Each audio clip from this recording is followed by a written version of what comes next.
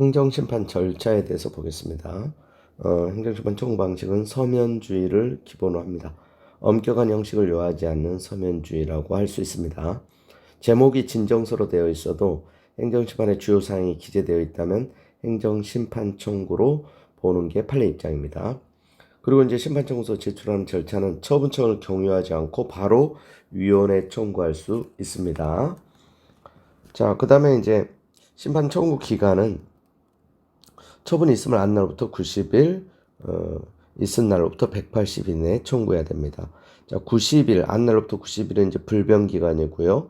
180일은 정당한 사유가 있는 경우는 180일이 경과돼도 괜찮습니다. 처분이 있음을 알게 된다라는 것은 처분이 있으면 현실적으로 안 날을 의미합니다. 자, 그리고 이제 처분이 있었던 날은 처분이 대외적으로 표시되어 효력이 발생한 날을 의미합니다. 90일 또는 180일 둘 중에 하나의 기간이 경과되면 청구기간 도가로 각하됩니다.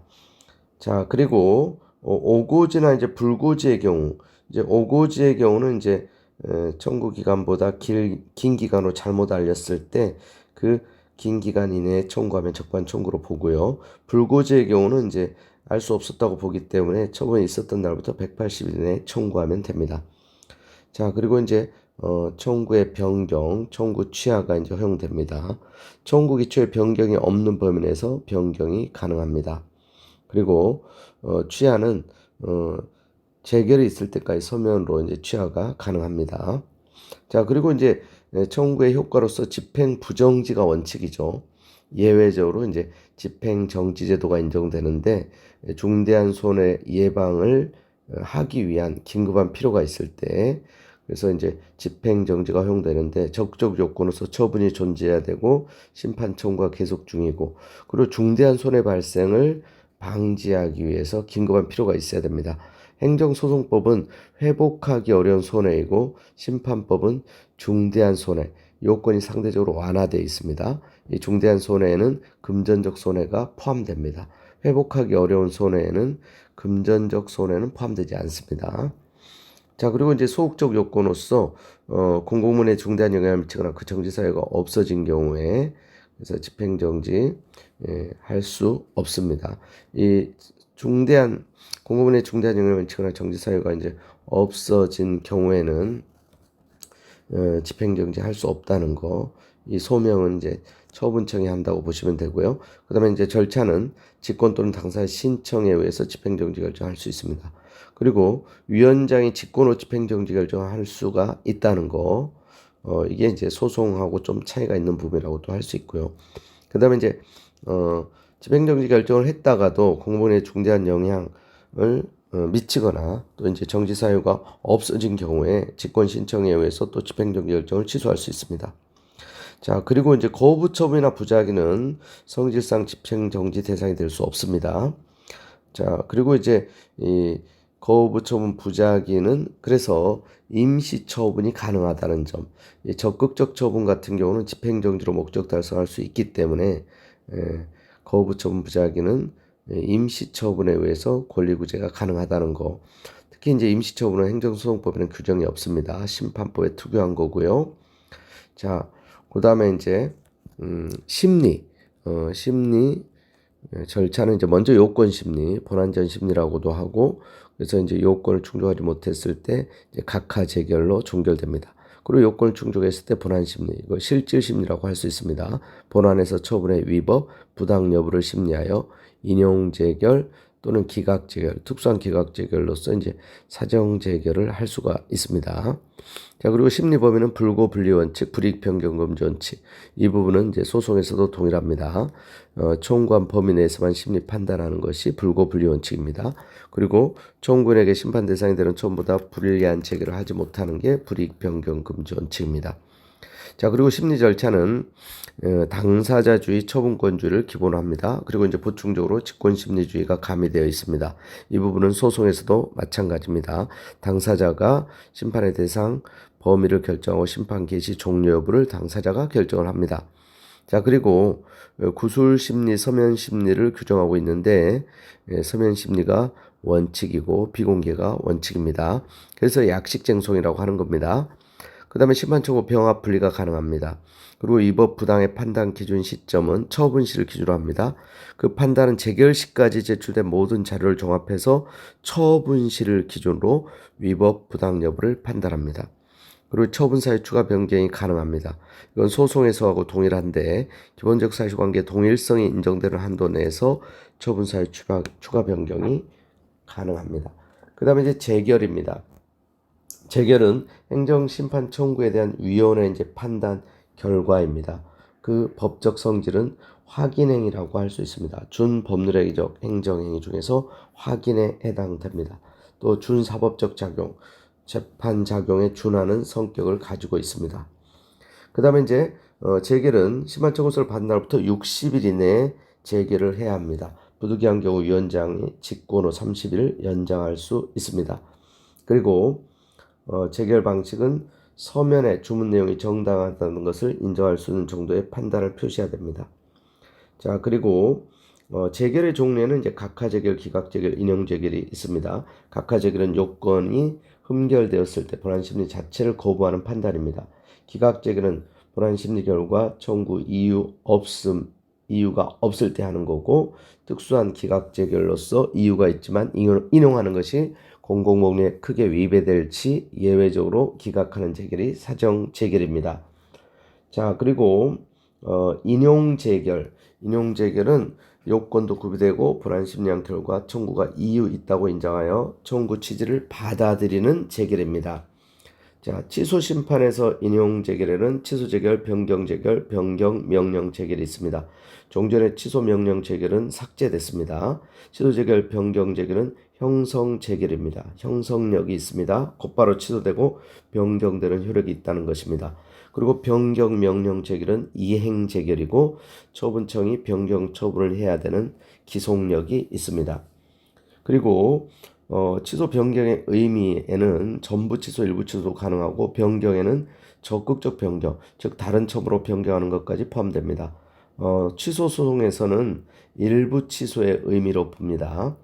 자, 그리고 무효 등 확인 심판의 경우는 유효 확인, 무효 확인, 존재 확인, 부존재 확인, 실효 확인 재결이 가능합니다.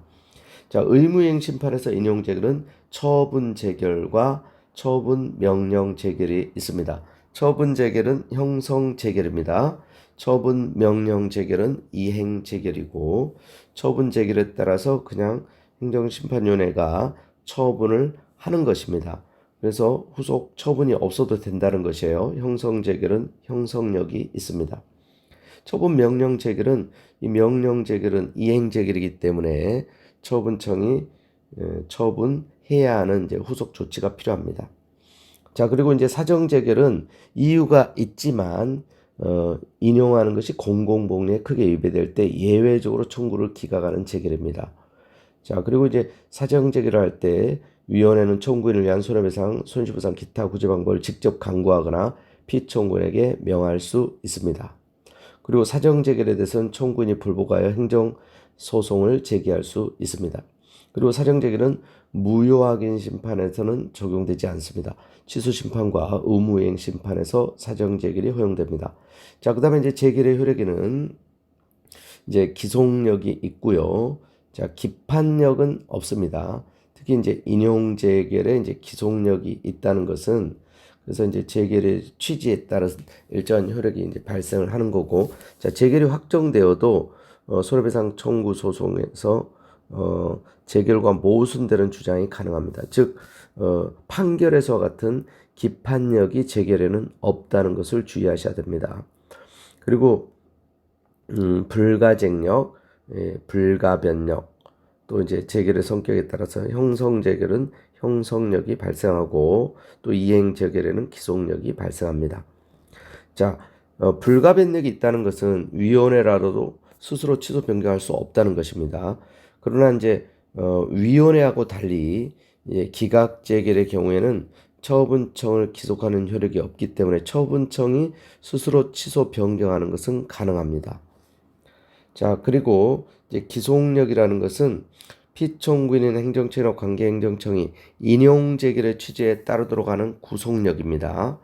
자, 처분청은 재결에 기속되어 재결의 취지에 따른 처분 의무를 부담하게 되고 처분청이 이 기속력에 반하는 소송을 제기할 수는 없습니다. 자, 그리고 인용재결에서 인정됩니다. 각하재결이나 기각재결에는 기속력이 없습니다. 그리고 기속력의 내용에는 이제 반복 금지 의무, 또 재처분 의무, 그리고 이제 결과 제거 의무, 즉 원상 회복 의무가 있습니다. 인용재결에 의해서 행정처분 위법 부당 처분에 의해서 야기된 위법 상태를 제거할 의무가 있습니다. 자, 그리고 이제 기속력의 범위에는 이제 주관적 범위는 이제 피청구인인 행정청과 관계행정청을 구속하고, 객관적 범위는 주문 및 전제되는 요건 사실의 인정, 효력의 판단에 기속력이 미칩니다. 그리고 기본적 사실관계 동일한 경우에 한해서 미칩니다.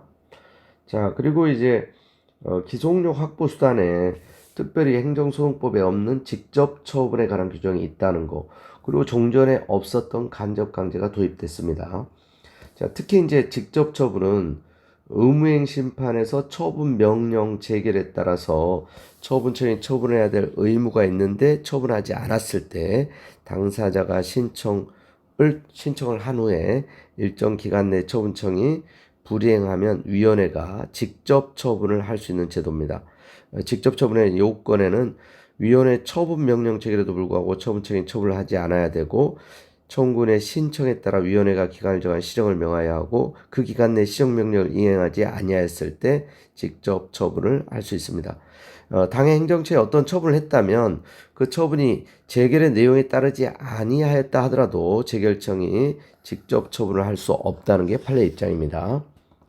자, 그리고 간접강제는 기속력의 확보를 위해서 도입이 된 제도인데, 간접강제는 취소심판, 무효동 확인 심판에서 거부 처분에 대해서 이제 처분을 재결의 취지에 따라서 처분을 해야 되는데 하지 않았을 때 뿐만 아니라 이제 의무행 심판에서 처분 명령 재결, 즉 이행 재결에 따라 처분을 해야 되는데 하지 않았을 때, 그래서 간접강제 같은 경우는 취소심판, 무효동 확인 심판, 의무행 심판하고 연결해서 모두 가능합니다. 직접 처분은 의무행 심판에서 처분 명령 재결에도 불구하고 처분을 하지 않았을 때만 직접 처분이 가능합니다. 그래서 간접강제하고 꼭 구별을 하셔야 됩니다. 즉 49조 2항 사망에 따라서 처분을 해야 되는데 하지 않았을 때 간접강제는 되지만, 49조 3항에 따라서 처분을 하지 않았을 때만 직접 처분은 가능합니다. 49조 2항에 따라서 처분을 해야 되는데 하지 않았을 때 직접 처분은 할 수 없습니다. 자, 그리고 재결에 대한 불복제도로서 재심판 청구가 금지됩니다. 재결이나 동일한 처분 부작에 대해서 다시 행정심판을 청구할 수 없습니다. 즉 재결에 대한 행정심판법상의 불복제도, 재심제도는 없습니다. 재결 자체에 고유한 하자가 있을 때 소송의 대상은 될 수 있습니다. 자, 그리고 이제 조정에 관한 제도가 또 도입이 됐습니다. 당사자가 합의 가능한 사건을 행정심판효과가 개입, 조정하는 절차인데, 공공복리에 적합하지 아니하거나 당의 처분의 성질에 반하지 아니하는 경우가 아니면 당사자의 동의를 받아 이제 조정이 가능합니다. 이 제도도 최근에 신설된 제도로서 알아두시면 좋겠습니다.